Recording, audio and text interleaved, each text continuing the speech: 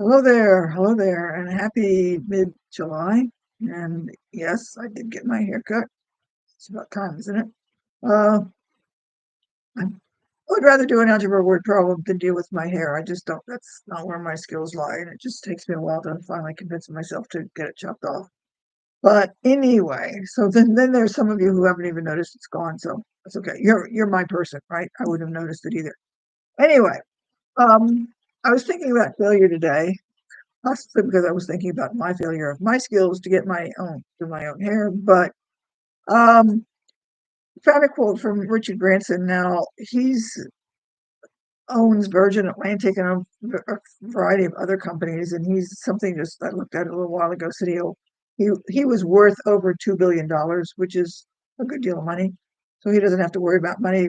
But he had this particular quote to say: "You don't learn to walk by following the rules. You learn by doing and by falling over." In other words, you need to fail to some degree, to a great degree, actually.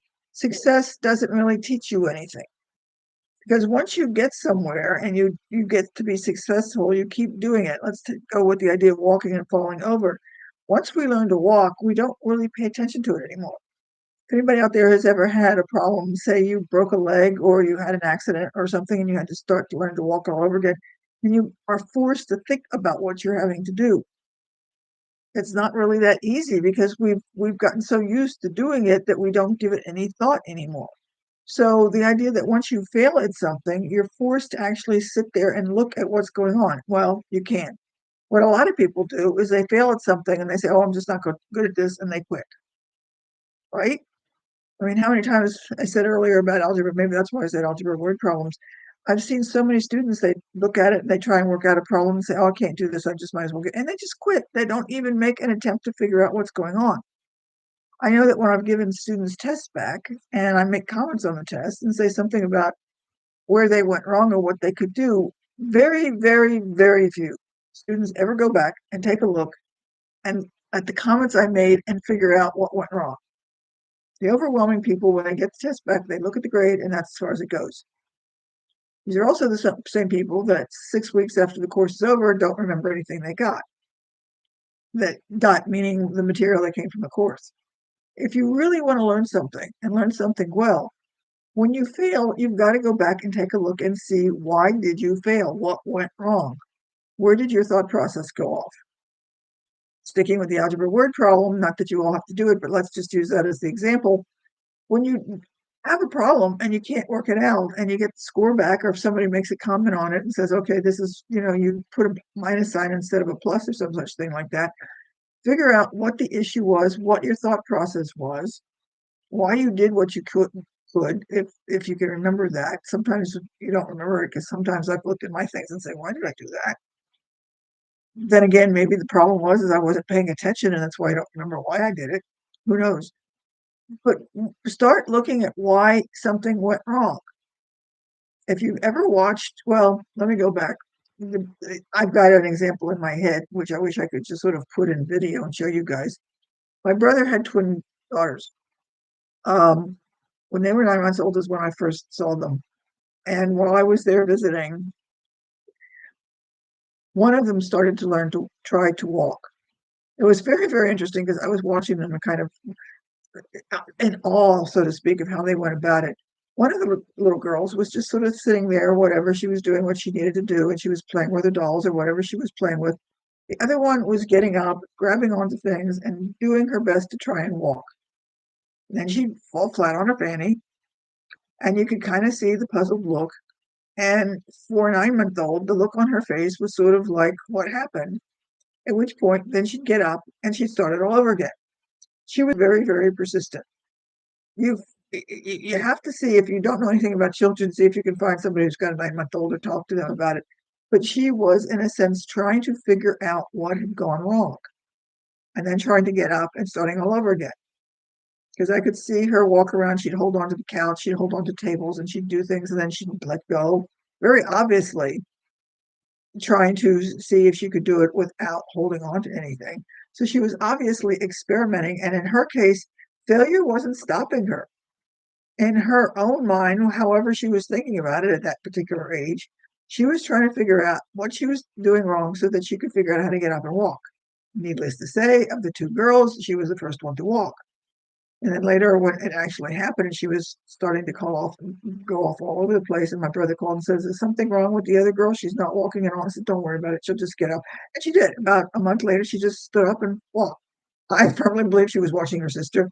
But anyway, when the idea here is that when you fail, or, like in learning to walk, figure out what's going on.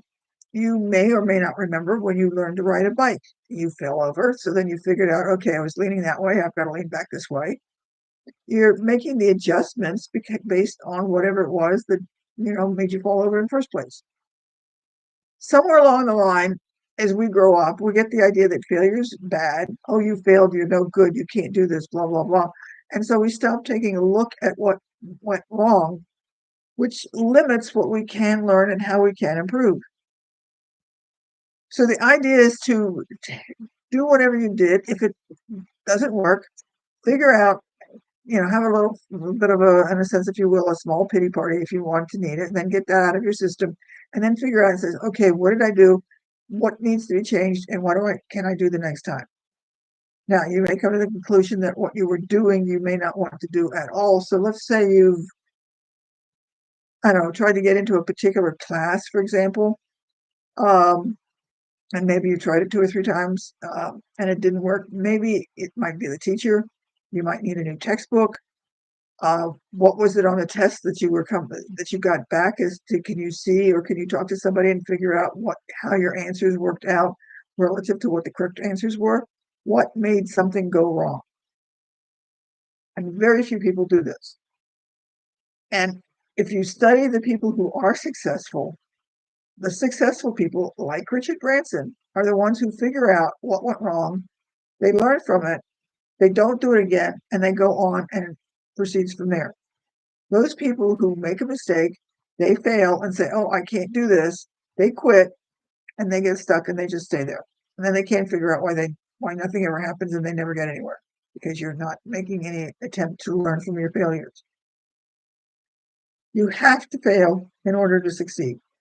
There's just no way around it. You cannot just continue to succeed all the time, every single day. If somebody looks as if that's happening, they're probably just not telling you when they fail.